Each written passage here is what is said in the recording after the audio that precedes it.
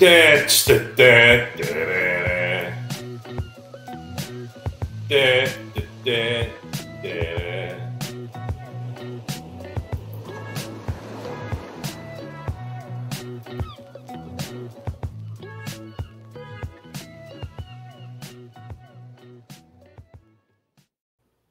we're back with another episode of the Lakers Fast Break Podcast. Gerald Glassford coming right back at you here from Lakers Fast Break Pop Culture Cosmos, where we cover the latest news and trends in pop culture each and every week, twice a week, wherever you get your podcasts. Also, as well, Inside Sports Fantasy Football. Football's coming back this week, baby. Speaking of which, Miller Moss. Yes, fight on, Trojans. Fight on. Absolutely. Well, probably end up 5th or 7th in the Big 10, 20, whatever it is. But still, for one night anyways, Miller Moss, baby. Also as well, Inside Sports Fantasy Football. We're going to go ahead and try and sneak in another episode for your last minute drafts just before this week. Plus also our predictions on the first weekend of football. We'll go ahead and talk about that as well on Inside Sports Fantasy Football. Also want to go ahead and give big a shout out to all of our members that are out there, all of our great members, Richard, Bloodhound, and Xbox. Thank you so much for being members. Truly appreciate you joining. You get special perks like emojis, badges, and also big shout outs from all of us for just $2.99 a month. Right there for you. Each and every month, $2.99. That's all it takes just to become a member, to get you on the ground floor. We might build more tiers later on to give you more goodies, but right now we're giving you a whole bunch for $2.99 a month. So go ahead and become a member today of the Lakers Fast Break crew and podcast right there for you. Also, want to give a big shout out to our usual suspects out there, including the Lakerholics crew, which were on Labor Day vacation weekend. So hopefully they'll come back together for next week. Lakerholics.com. Also, John Costa, he's probably out doing the Labor Day weekend thing. Wish him well. Go ahead and reach out to his channels, which are on right now. Clutch Talk and Lakers Corner on YouTube. John McKaylee, big shout out to you, my friend, on YouTube as well. Also, want to go ahead and mention to you out there, everyone, about the great things going on with Lakers in 5, Empire Jeff TV. All the great things that are going on out there. Please like and subscribe. Stone Hansen, got to go ahead and mention him at report_corp. Tomorrow, we're going to finish up our series on the off season with Alfred Esmond and Legend 350 here at 8 p.m. Eastern, 5 p.m. Pacific on Monday, where we'll be talking. We talked about already the good off seasons for NBA teams. So we got to get to the bad. We'll be talking about who had the bad or worst off seasons in the NBA. We'll go ahead and talk about that on Monday as well. So please go ahead and subscribe today, hit that notification. We want to get back over the 1,800 mark. So please help us out by subscribing to get the latest notifications on when we go live on the air with the latest Lakers Fast Break podcast. Search and destroy. You've been a stranger, my friend. It is great to have you back, and we are back Sunday night on Labor Day weekend. Wanted to go ahead and reach out back to you. Thought it's been a little bit quiet as of late, but Lakers about 3-ish weeks away from training camp, or at least activity in some type for NBA teams, including possibly the Lakers. We'll go ahead and see what's going on there. At least the LeBron camp might be coming up here in just a little bit. But what for a subject today was I thinking, and I was thinking about it long and hard, and that 44 and a half. Well, thank you, cool bro. 44 and a half. Appreciate it, Search. I'll take a look at it. I promise I will here in just a few. 44 and a half was the win total I see from most betting outlets, either here in Vegas or out there in the universe of betting. So what has to go right for the Lakers to get that extra 5.5 wins? I know Joe has talked about what everybody out there has been talking about when it comes to the addition of JJ Redick, as far as him, just his presence over Darvin Ham alone should get the Lakers 5 wins. But with the Lakers' inactivity this offseason, many teams on paper, realistically in the Western Conference getting better. What has to go right? We're always so realistic to you out there. Sometimes some people perceive it as negative, blah, blah, blah, blah, blah. But I thought we'd get you a little bit more excited today about the possibilities, if at all possible. Since the Lakers are predicted right around 45 wins, what would get them into that 50-win category to become a more serious player in the Western Conference? And here today to discuss that very topic, good man indeed. He is on the road again. Yes, he is. He's on the road again.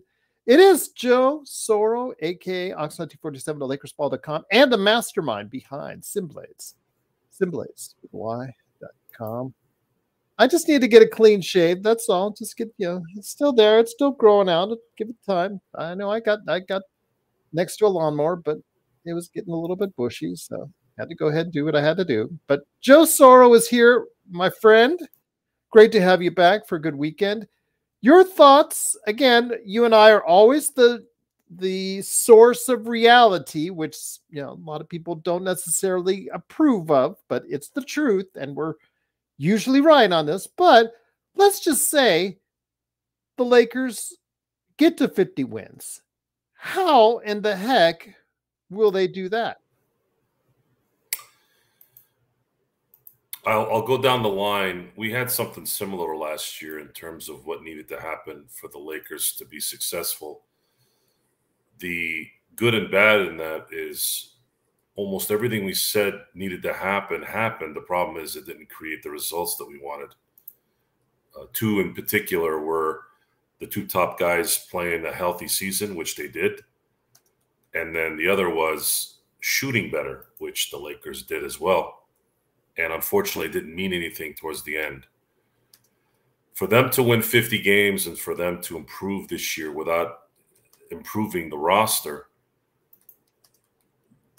JJ Redick's going to have some next level offensive, defensive philosophy that's going to enhance this team's talent prowess. So let's take LeBron and AD out. Those guys are going to be who they are no matter what. But you're likely going to need something where Austin improves, Rui improves, Max Christie improves, Gabe Vincent improves, and Jared Vanderbilt improves and stays healthy. I'm naming off really the rotational players on this team and likely rotational players on this team. Dalton Connect is a rookie.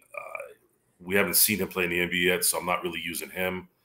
I'm not going to really put a lot of pressure on Christian Wood, Jackson Hayes, or Cam Reddish. They're limited no matter who's coaching.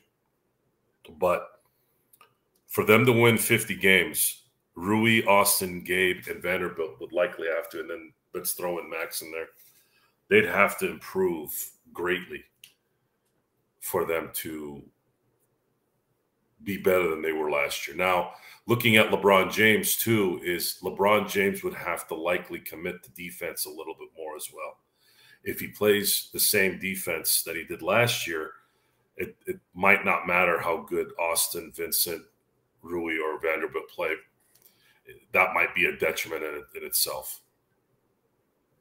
Once again, it is the Lakers Fast Break. It is Joe Soro along with me, Gerald Glassford. Thanks again for watching us. Please like and subscribe to get the latest notifications on when we go live on the air with the latest Lakers Fast Break podcast. Come on, people. Tell everybody we're out there. I know it's a slow part of the year right now, but come on. You got to do better than that. We gave you time. We went ahead and said we were going to come on the air about almost an hour in advance. We get you prepped. We get you going. We get you talking.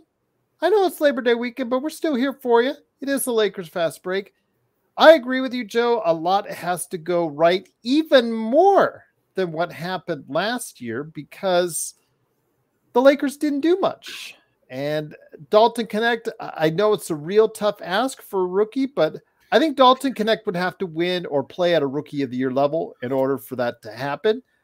I also think that somebody out of this pack, as far as D'Angelo Russell, Austin Reeves, Rui Hashimura, Christian Wood, Max Christie, Dalton Connect, somebody out there has to be a consistent, good, very good player and has to step it up 10 to 20% beyond what they've done already. And I don't think that's going to happen for D'Angelo Russell. I think he is, at this point of his career, who he is.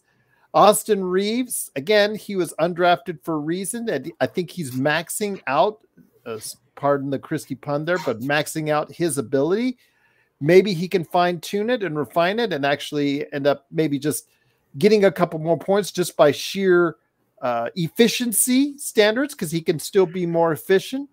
Maybe we can squeeze a little bit out there, but it really has to come from those other guys, the guys that really need to take that next step, Joe. And I don't know, Rui, I don't know, Max Christie, I don't know. These guys are just, they have to really step it up. The Lakers obviously showed a lot of confidence when they bid against themselves to give Max Christie that contract in the offseason. So, obviously they're putting a lot of faith into him, but yeah, Joe, one of those guys really has to step up beyond what they've been doing in order for the Lakers to get to that win level.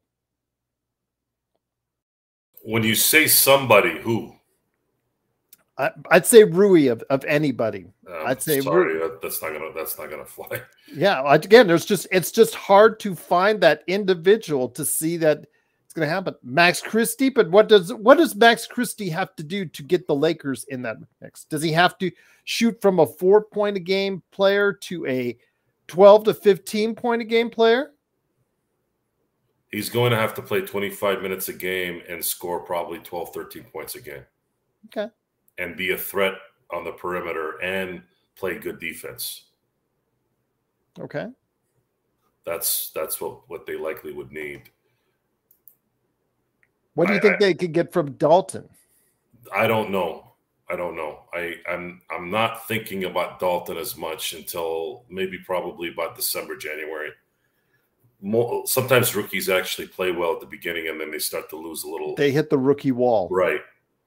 I just can't put pressure on a rookie in a situation like this. He's going to have to hit the open shots when he's open. That's ultimately what his job will be as a Laker, is can you hit the open shots when you're open, and can you hit them on a consistent basis? His defense isn't going to likely be something upper echelon. His ball handling skills are not point guard-ish, but I do notice in his scouting videos that he does have a sense of getting rid of the ball right when you need to. But that's, in the NBA, it's a whole different game. Again, there's still something that's got to happen. I mean, with the advances from some of these teams in the league, the signings that they did, the bolstering of the Western Conference, because I think it'll be another shootout.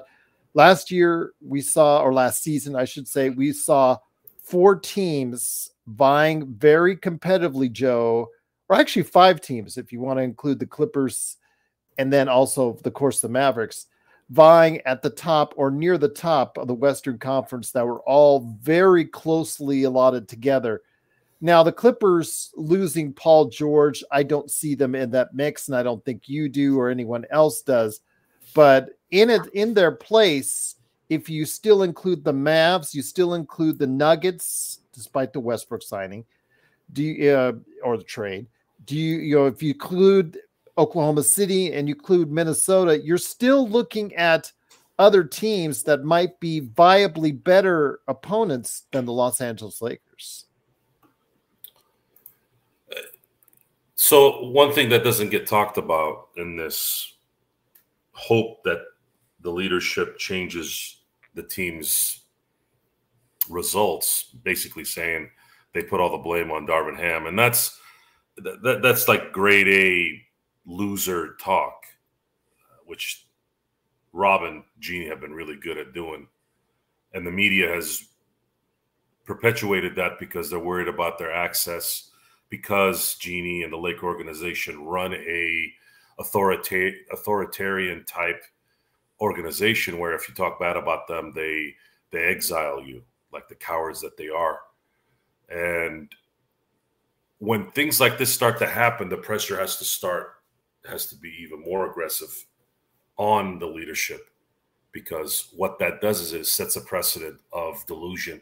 It sets a precedent of guiding your team off in dreams. This is real. This isn't a fairy tale movie. You can't hope and wish for things to happen and compete for championships.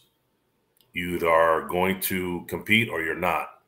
And you've had Anthony Davis and LeBron James relatively at the top of their powers the last 5 seasons, and you've only had one time where you've kind of shown a little bit of dominance.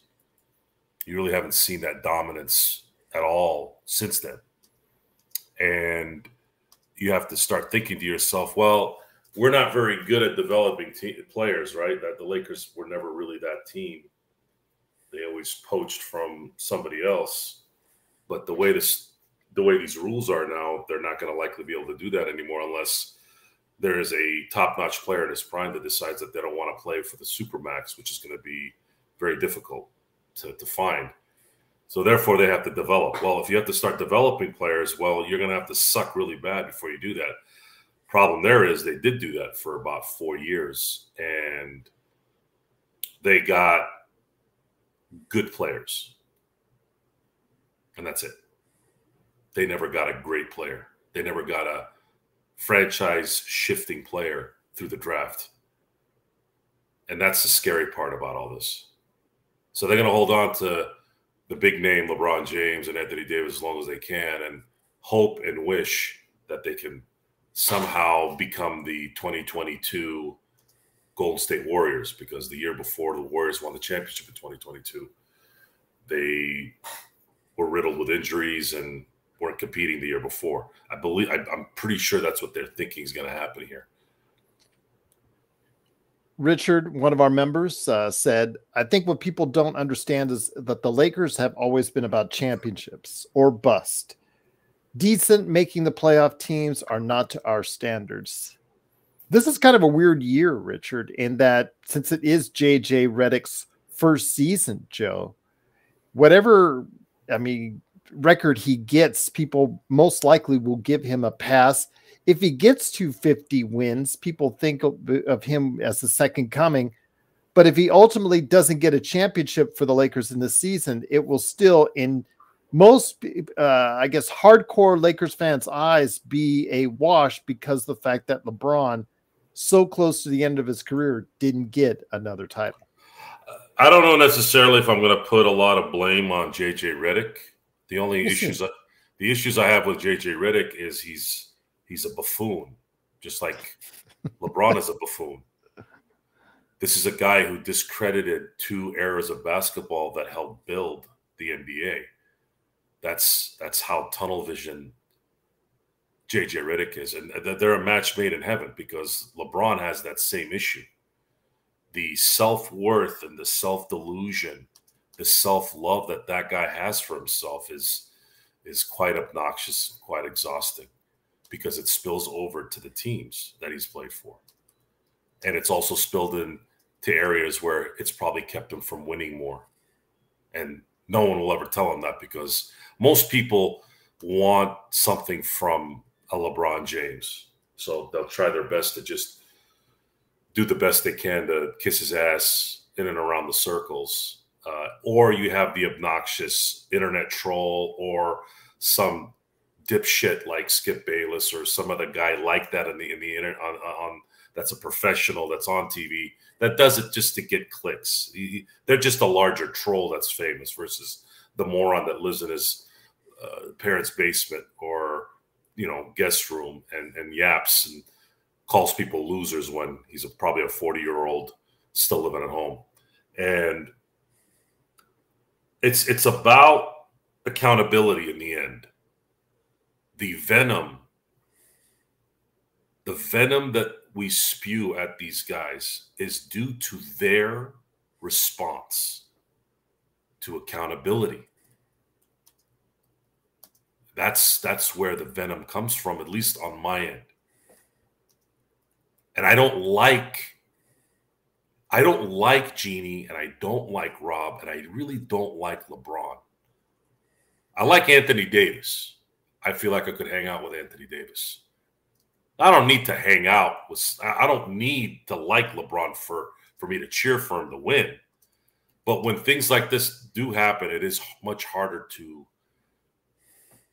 be positive when you kind of know why things aren't as good. It's because of that kind of attitude that they have, the attitude that I don't like. And the arrogance in believing that you're going to play better because you've hired someone who's never coached in the NBA at any level. How much arrogance is that? I mean, that's as arrogant as it gets. You think it's easy coaching the NBA? The NBA coach, even before the last 15 years of player empowerment, because there's always been a player empowerment in the NBA. It's always been there. It's just not at this level because now these guys are making $50 to $60 million a year. It's very hard for a coach who's making $5 million a year to ever tell anyone that's making $60 million a year that they need to do things a certain way. Once again, it is the Lakers Fast Break. It is Joe Sora along with me, Joe Glassford. Thanks again for watching, listening. Truly appreciate it. We're trying to figure out how the Lakers can get to 50 wins. What magic, as I put on the JPEG, can JJ conjure up to do just that? Well, Joe, one of the things that let's look at as far as the team stats from last year. Offensively, I don't think there's too many things that they have to go ahead and work on there. As far as on the three-pointer issue, as far as the concerned, the three players over 40%, if they stick to it, I mean, that's a good start and a good foundation for your outside shooting from there. If those three players, aka Rui Hachimura, LeBron James, and D'Angelo Russell, stay over 40%, I think that's good. If Austin Reeves, as a volume three-point shooter, can join them in that mix, I think that would be even better. Defensively, obviously, that's going to be an issue, as Jared Vanderbilt is, after AD is probably the most noted defender. After that, it's kind of sketchy as far as the defense-minded players that you have on this roster. We have very few of, and then I know that a lot of people are kind of concerned about that. Rebounding to me is an issue, Joe, and I know this got you ill. It made you sick at times watching on our playback when we were doing it. And that is the offensive rebounds from the other team. The Lakers were one of the worst teams as far as giving up offensive rebounds. If they can give up 4 to 5 less offensive rebounds a game, that would put them around the middle of the pack. And that would be a good start for them to get on breaks, to get more in offensive sets on the other end, and be able to go ahead and get more stops, which is something I know you and I would like to see. And that might have played the biggest issue last year. No matter how good they were shooting and no matter how healthy LeBron and AD were, you can't win championships or compete for championships if you can't rebound. That pissed you off constantly. Oh, it did, because it seemed like every time there was an offensive rebound, it always resulted in a three-point shot going in. And you think that doesn't destroy a team's psyche. It does, because you go through these moments where you're battling and you stop the team, and then it's within a 2 to 3 second span, all that work you did went to nothing because you allowed them to get the ball and they end up getting 3 points anyways. And if you had to pick a an area where the Lakers really, really screwed up. They didn't even bring one iota of a solution to that problem. And that right there is the clear sign that these guys are completely oblivious to what really needs to happen.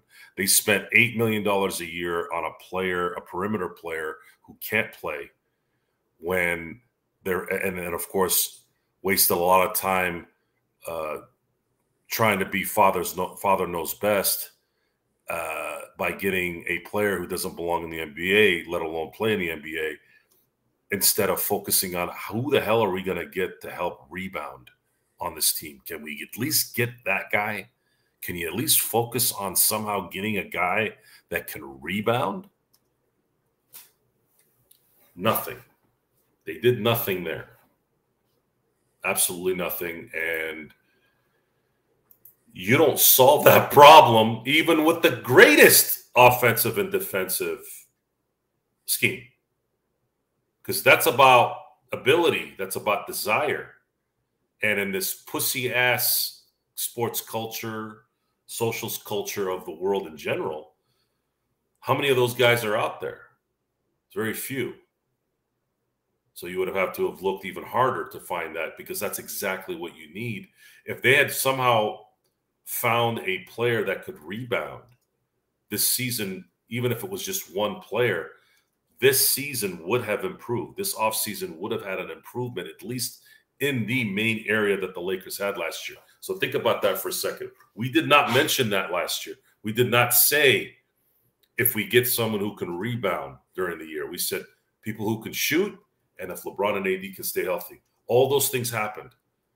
But what brought it down to earth is the Lakers could not rebound, especially on the offensive side. Offensive rebounding is a destroyer of your psyche. And the Lakers didn't just allow one.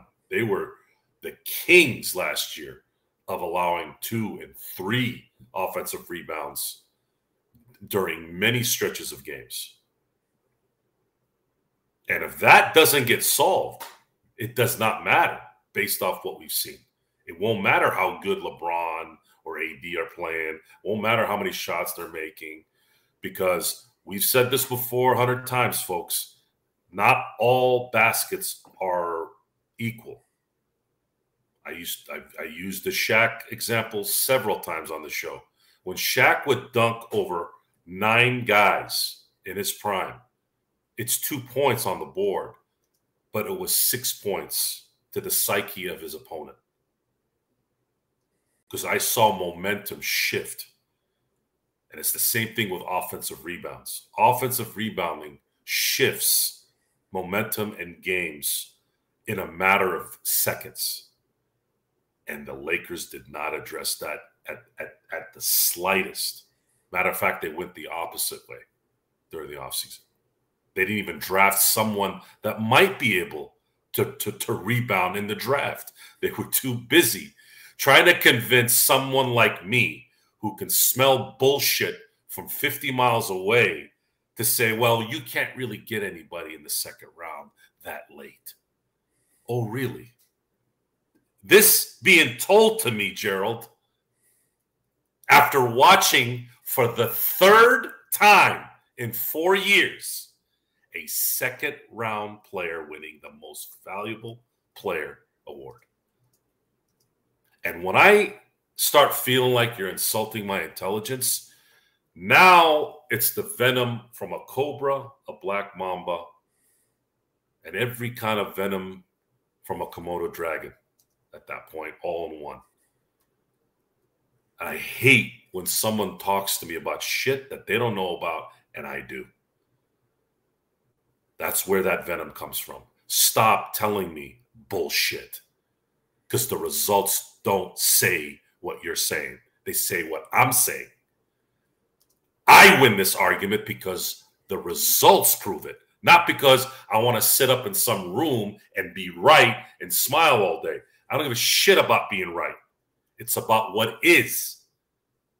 And that is something everyone needs to focus on, not only for the Lakers and everything, because I guarantee you're going to live a much better life that way when you're truthful to yourself and you're truthful to the situation. Because when you see something go wrong and you can tell yourself this is wrong, guess what can happen, Gerald? You can fix it. Yes. Yes, you can. Boy, the chat is going wild, but I get what you're coming from, Xbox. I mean, obviously the idea of, keeping the center next to AD is something that should have happened. I know a brand new viewer thought of, was saying the same thing earlier. I agree with you, but Howard and McGee obviously have seen better days, but you're right. That concept, Joe, should have still been in place for the Lakers. Yes. We're in a whole new world here, guys. Whole new world. And when you're in a position of control over your own decisions, i.e.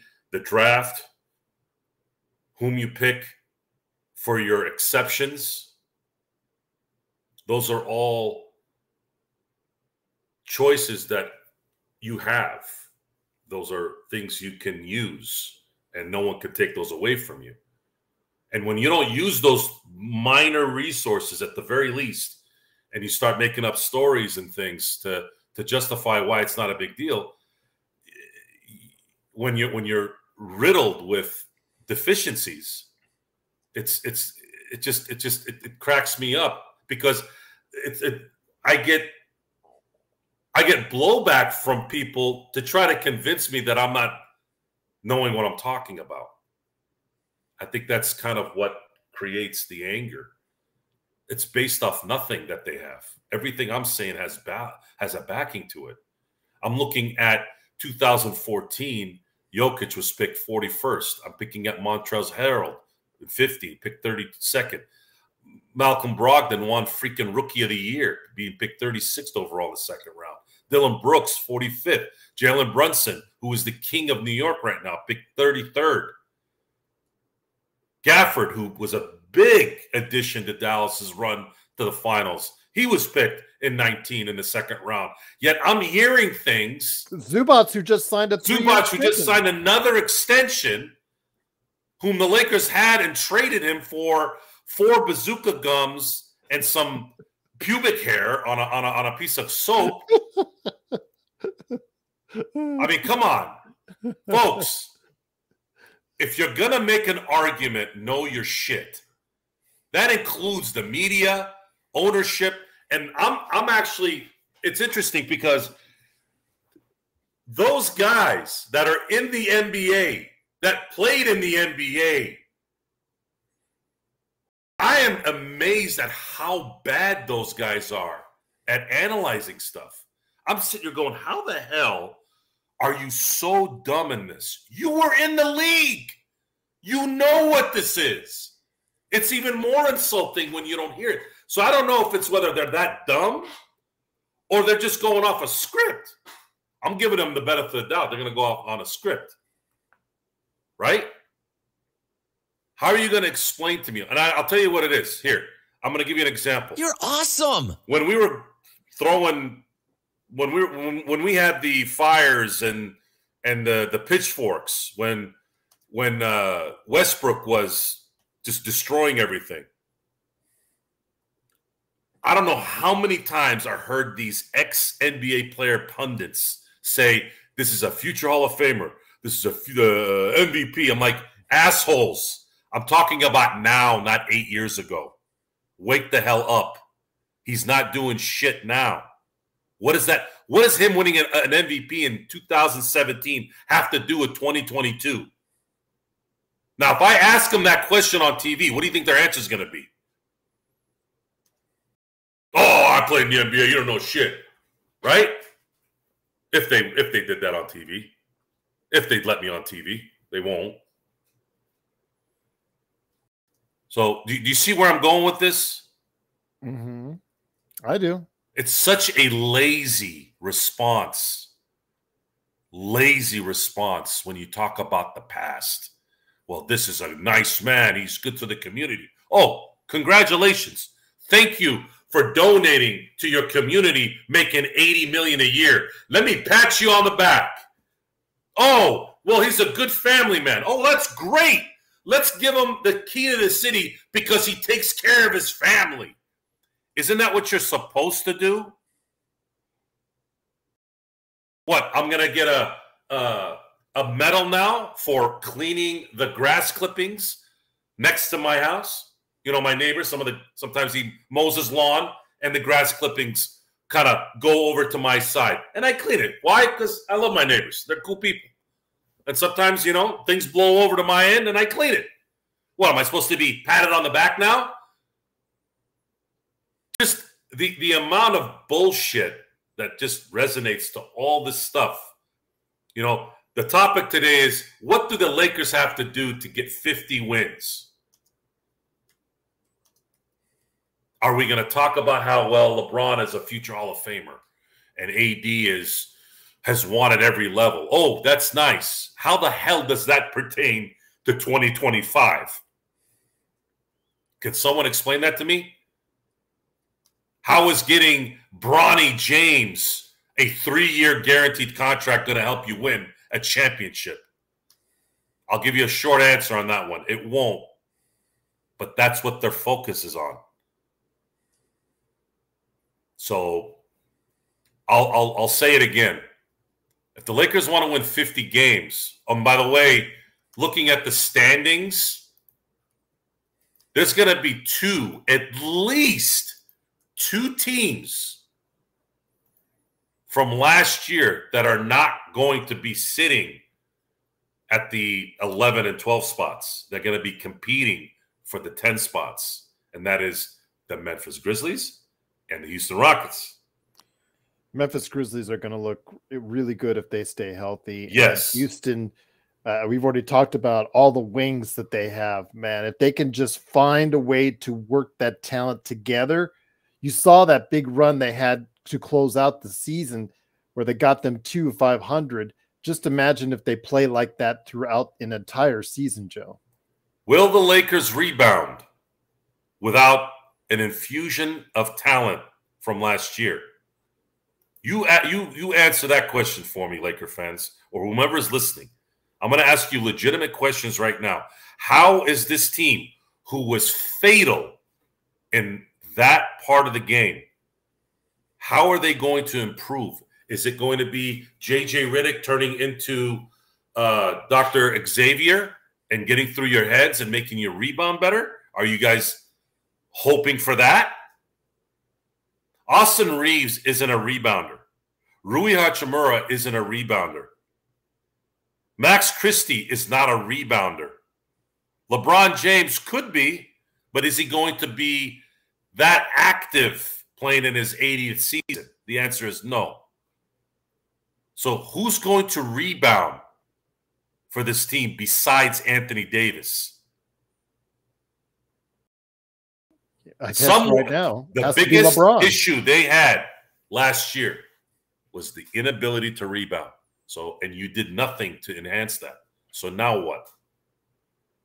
That's the question I think you all need to ask yourself. And it's something that you guys have to come to grips with. Because if you think that they're going to run a well-oiled machine on offense and have a fluid offensive scheme and people are in the right spots and making the good shots, they're not going to make every shot. So what's going to happen when they do miss the shot? Now what? Especially on defense too. Now what? You tell me. Darren has a message for you. He said, how can you rebound guarding the three-point line? Watch the effing game.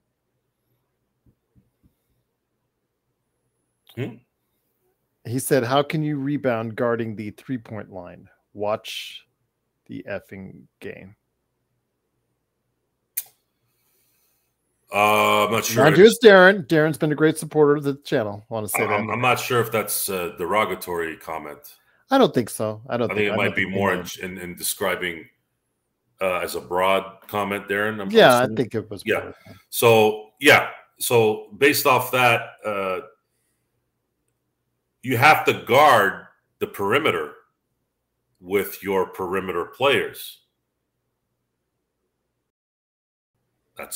And the bigs have to be kind of athletic and being able to somewhat shadow and be quick enough and have the right instincts to also rebound. Mm-hmm. Can they do that? The Lakers don't have shutdown perimeter players. It's quite the contrary. D'Angelo can't really cover anybody. Austin Reeves, I thought, improved a little bit. Not by much, though. Unfortunately, his athleticism just won't allow him to be that guy, especially with the elite small forwards out there. It's just not, it's just not in the cards. You can't put blame on them on that. It's just not possible. There's too many elite athletes that play that position in the NBA, especially during the playoffs. You have Rui Hachimura, who's kind of built like LeBron. He's not going to have, but he doesn't have the lateral or the hops to kind of be that athletic freak in that situation. He just doesn't have that ability. Otherwise, he'd be one of the best in the league. So let me put it to you this way: the Lakers shot almost 38%. They were 8th in the league last year shooting three-pointers as far as from an efficiency standpoint. Giving up, because Darren just said that the Lakers need to guard the three-point line. They ended up giving up just under what they shot at 37.6%. That was 25th in the league, Joe. So if you're giving up the 25th worst least efficient amount as far as being able to defend the three-point area, the thing that you might want to do better, if that's the case, is try to rebound better. And unfortunately, we saw that wasn't the case. So the Lakers were at below average or at the bottom in several defensive categories. And that's something that JJ Redick, I think, has to really assess. We all talk about that this player has to get to this many points a game. This player has to get to this many points a game. The Lakers, looking at their defensive performance as opposed to their offensive performance, in many ways, they were the worst offensive rebounding team on the offensive end and one of the worst on the defensive end. That has to change both ways. But overall, the defense, from what I'm seeing, has more issues, Joe, than the offense. How does that change with no roster improvements in those areas? That's the magical question that we're going to have to answer. So to answer your question, what has to go right for the Lakers to win 50 this season? It's very likely that the Lakers are going to have to learn how to rebound with the same roster they had last year. So that means JJ Redick is going to create a scheme where the court balance is set up a certain way where you can guard the perimeter with guys that are substandard defenders and rebounders and also be able to rebound. You tell me if that's a realistic solution or, I guess, realistic improvement just because you changed the coach. Yeah, that's something. The issue with Darvin Ham wasn't so much X's and O's. Folks, Phil Jackson was never an X's and O's guy. The coach is he's a mental compass. And obviously it was easy for Phil to be that guy with guys like Jordan, Shaq, and Pippen in his time. But at the same time, he was that missing piece and he made it work. The issue with Darvin Ham last year was his inability to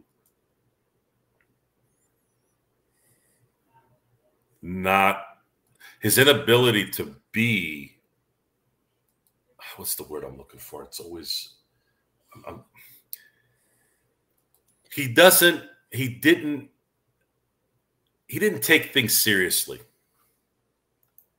He was always adversarial with the. He didn't take his job very serious. The fans. He was too catering. The fact that he said we sit on too many of these games. We care too much about I mean that honestly, I don't think I've ever heard a coach in any sport ever say something like that. I mean, the utter idiocy of that comment, blaming a in-season tournament for why your team is tired after a month of basketball. And this is supposed to be a guy that's a man's man? Says who? This guy's as tulip as it gets, making excuses after a month. These are supposed to be the best athletes on the planet, and after a month, you're using a tournament, which you're playing those games anyways, other than the last game. What, one extra NBA game all of a sudden makes you tired? This is the issue with a lot of these things, and that the players have created this environment, and teams have allowed.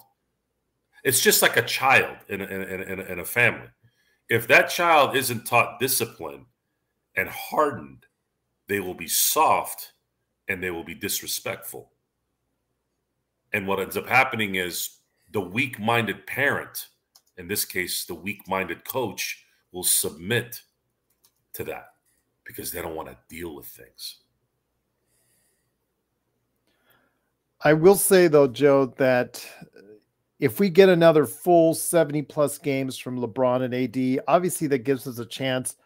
But the same could be said about the other teams, because one of the things that always comes into play, Joe, with at least one or two of the teams that are expected to be at the top of each conference, is health and injury. With Boston, they're already going to see it already with Kristaps Porzingis, who may be out until the end of the year. End of the calendar year, I should say.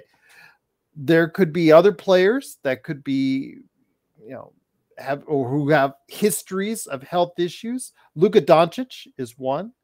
If he gets hurt for Dallas, that could spell real trouble for them.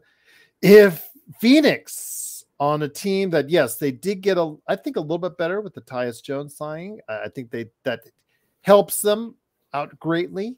But if Durant or Booker gets injured, that may spell problems for Phoenix. Health, Joe, I think has to come into play. And, if the Lakers are healthy and a couple of these other teams are not, 50 wins could be viable. Could, but only if injuries come into play. No, I don't think that's true. We already played this game last year, and we got exactly what we needed, and it still didn't matter. I'm talking about from the other team's standpoint. They shot well. The Lakers shot well last year, and LeBron and AD played a healthy season, and it still didn't mean anything because they couldn't rebound. They couldn't play any defense, and they didn't improve roster-wise in any of those areas, rebounding or defense. And they're going to be playing a conference that got better in the last few months, other than the Clippers, whom still have talent on the team. They're just not going to be competing for a championship. Well, let me ask this. JY says, "Hey, Joe and G, we missed a lot of open threes last year. That has to change too." Actually, JY, we were, again, as I said earlier in the show, in the top 10 in efficiency in three-point shooting. The number of takes, that's a different story, Joe, because while we were 8th in efficiency from behind the three-point line, we only took about 31 a game, which was 28th out of the 30 teams in the NBA. So we didn't take a whole lot of them, but we made them at a somewhat efficient rate, JY.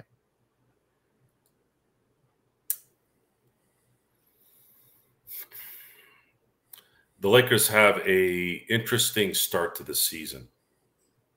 It's not as, I would say, the teams that they're playing, there is some room there where they can maybe start off winning some games. I think the Timberwolves are a good team, but I think they have a winnable game finally on opening night. And then they have 3 days until they have to play the Suns. And then they obviously have to play the Kings, but at least it's back-to-back at home. Then they got to go to Phoenix a couple days later. So they open this season with a little bit of an advantage being at home and have at least an initial long break even after game one. Can they take advantage of it? Can they start the season 3-0? Good point. Is it a success if they go 2-1? Probably, considering the situation. Or do they start out 0-3 or 1-2? And then you'll start hearing, well, they got to get used to JJ Redick's stuff. So then we'll wait. We'll wait probably a month to 2 months, and then we'll really know. But that's the problem. You know, we don't have, or at least LeBron does not have that kind of time to wait around to be mediocre or even below. LeBron is a lot of the reasons why this team could go wrong. He is a big culprit in that, especially this year. Because his only concern this offseason was to play with his son, not to win championships. So that he can have his Vaseline moment with himself. Because that's what LeBron's about. LeBron is about LeBron James. He does not care about anything other than himself. And I can't say I'm gonna say this. I'm gonna say this, and I'm gonna say this clearly. When you ask your son to call you on the court, well, hold on, let me say this. Right, when you ask your son to call you GOAT on the floor and not call you dad, because you know he's going to slip up and call him dad at some point in time during the game. But when you tell your son, hey, don't call me dad on the court, call me GOAT 2-3 or Braun. What does that say, Joe? Well, what it says is if he gets called out on it, he'll just say I was joking, and we take things too seriously. But I'm not looking at his words. I'm looking at his actions. I don't care about what LeBron says. I already know who LeBron is. He doesn't need to say it anymore. It's the actions. It's an organization that's supposed to win championships or compete for championships, worrying about things that don't matter. And if I'm God help me, if I'm LeBron James and I had a son that had a speck of a chance of improving, I would have told him to stay in school and improve and then come play in the NBA, because I care about my son improving and actually belonging in the NBA. This was not about his son. This was about him. And I don't give a damn what Rich Paul says. I don't give a damn what anybody says around LeBron's circles. This was a LeBron-led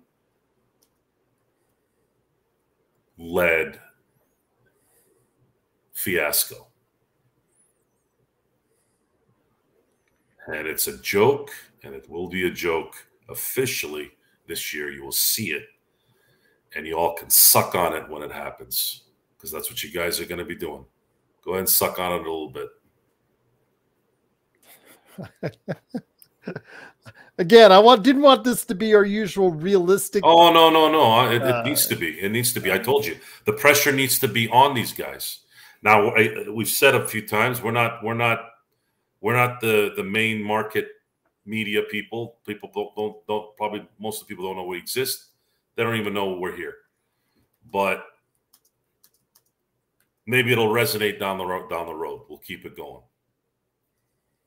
But I'm not gonna sit here and tell you anything other than what the results have produced. It has nothing to do with me. I'm just broadcasting what the results have been, and my frustration in it is because I'm a Laker fan, and I don't like losing. Losing is for losers, especially when you can do things to not lose, and you're inept, and you take time off, and you assume, and you do all these things. Yeah, go all out, or don't go out at all. You know, if you don't win because you win all out, you've heard it. I heard it all my life. Hey, if you give full effort, and you still don't get it, at least you gave full effort. It's a true statement. It's a true statement. If you gave it your all and you couldn't win, I have some respect for you. But if you're Cadillacing it, as they used to say, because you're trying to save up energy and you're too pussy to, give all out effort because you're worried about what might happen in a few months. Well, then at that point, and you still don't win, then you deserve to get called out.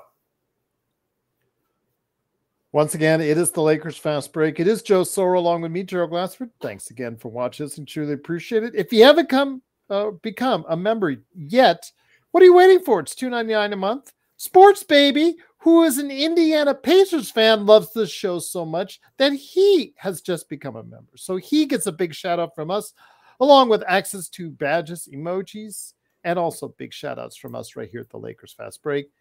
Joe, always great to have you here. Tomorrow, I said like at 5 p.m. Pacific, 8 p.m. Eastern, I'm going to have our losers of the off season in the NBA. We've been talking about winners, and with me and Alfred Esmond and Legend 350. Those guys are coming together for who will be the losers of the offseason in the NBA. But my friend, I appreciate you joining me tonight. As always, wishing you and the family a wonderful Labor Day weekend. But any last thoughts, my friend, before we head on out? No, I think I've spewed enough venom tonight during this soft title of what will let me throw this out there. What can Vander? We talk about Max, we talk about Dalton, how much they would have to improve or be at the level they need to be for the Lakers to get to 50 wins. What could Vando do differently? What could Vando do improvement wise to get the Lakers to that level, if anything? He can be available. That's a good start. You're right. Yeah, that would be the best start. Be available. But is Jared Vanderbilt in any time as the Lakers period ever shown you to be a player dynamic enough to help the Lakers get those extra 5 wins? For a total of maybe 10, 15 games. That's it. Since he's been a Laker. Okay. It takes a lot for even an NBA player to be focused for 82 games, for an 82-game season plus playoffs. It takes a certain mechanism in the brain to handle that. Jared Vanderbilt has never produced that in his career, whether he's been injured or not. Christian Wood has never been able to do that for an extended period of time. Most of these guys can't. Cam Reddish doesn't really belong in the NBA. He's a European player. I think he'd have a good career in Europe for a long time if you want to. Happy birthday to him, by the way. Happy birthday.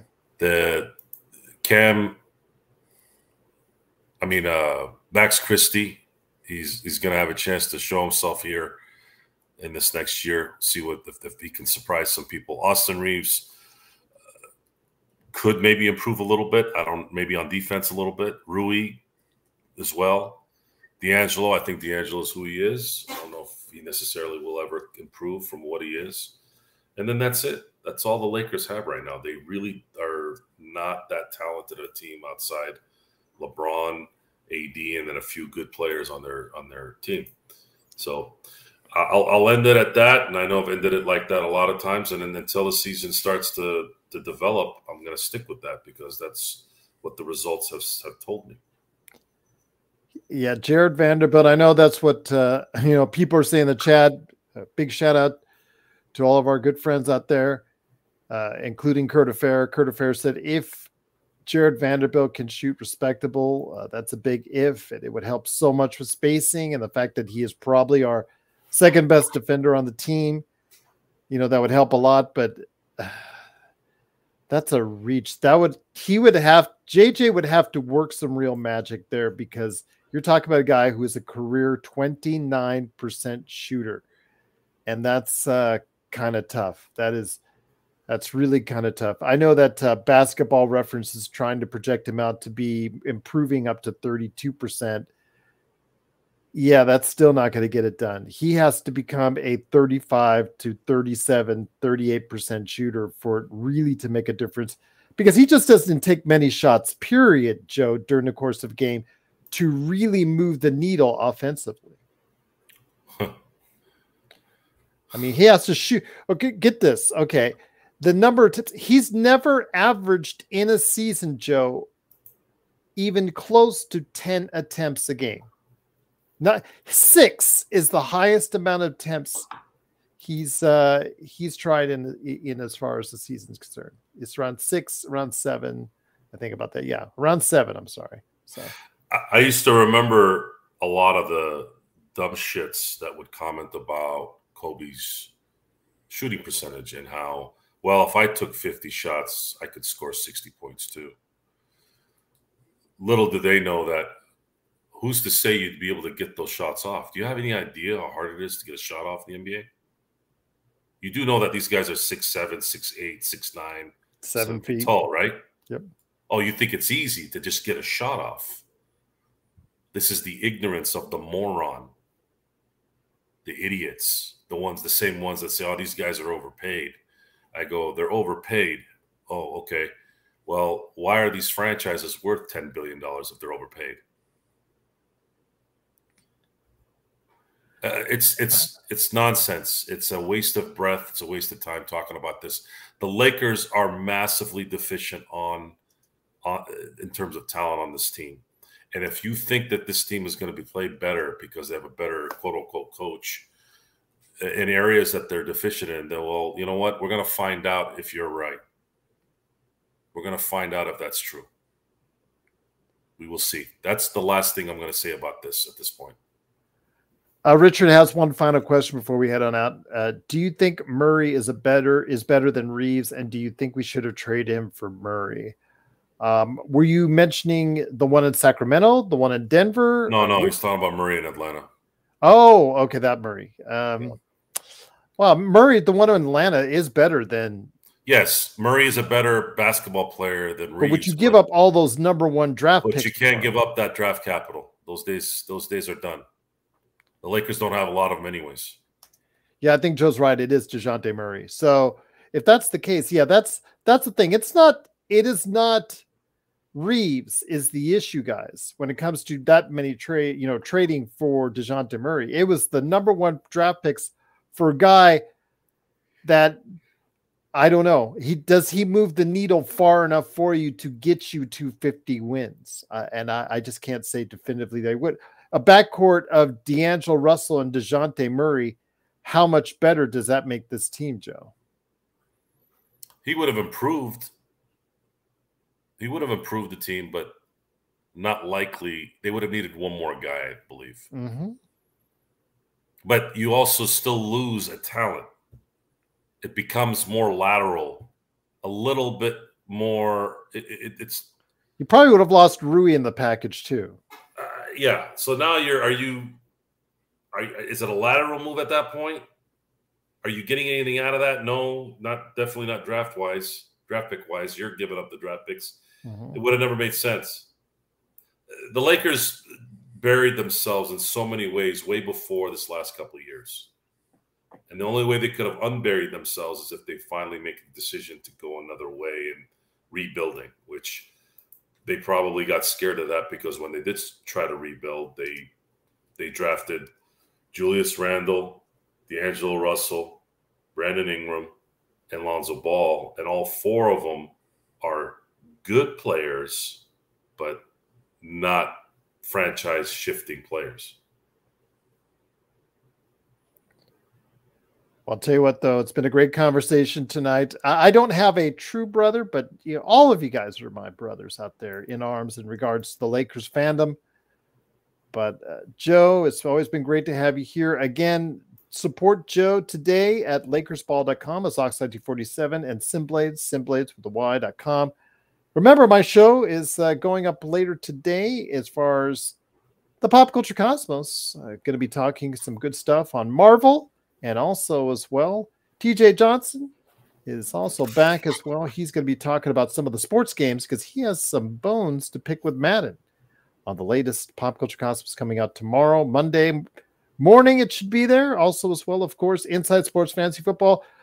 I didn't tell Joe this yet, but Chris and I are targeting tomorrow night as far as a new recording for last-minute draft information and week 1 in the NFL thoughts as well. So hopefully Joe can join us then. But Joe, great to have you here, my friend. I truly appreciate it. I know it's going to be hard for us to fathom the Lakers getting to 50 wins. Everything has to go right in our opinions. Everything. And I mean everything And still, it looks like it's going to be an uphill climb for the Lakers. But again, we're going to go ahead and tell you like it is and always be here for you to tell the truth, not to throw smoke, not to throw stuff that you can't believe in. We'll let Laker Tom do that instead, Joe. Is he still doing anything? Yeah, he's been doing stuff. He's still retweeting stuff and doing stuff for Lakerholics.com. He'll be back hopefully next weekend. I know that those guys have been off for doing various vacation things for the Labor Day weekend. Yeah. Yeah. It is that time of the year, Joe. It is that time of the year. I mean, training camp is still a few weeks away. The LeBron camp is still a few days away. So, yeah. I know, Darren, but you guys always want to keep us on the air longer. So, and Richard had a good question, so I thought I'd have him answer it. So there you go. But okay. The Lakerholics are always drunk with expectations. I don't think Jamie is. I think Jamie is a realist, but that's just me. But once again, it is the Lakers Fast Break. Truly appreciate you joining us. Hopefully you will have a great Labor Day and a safe Labor Day. We'll be back tomorrow on Labor Day to go ahead and talk about who had the worst offseason. I'll be back with Alfred Esmond and Legend 350. And maybe you'll join us for Inside Sports Fantasy Football as well tomorrow night. Right there on the Pop Culture Cosmos. And then, of course, everything that we do right here at the Lakers Fast Break Podcast.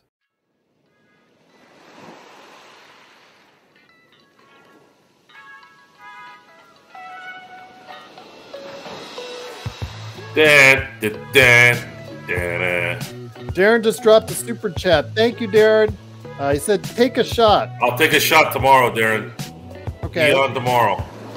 Okay. He'll take a shot tomorrow, Darren.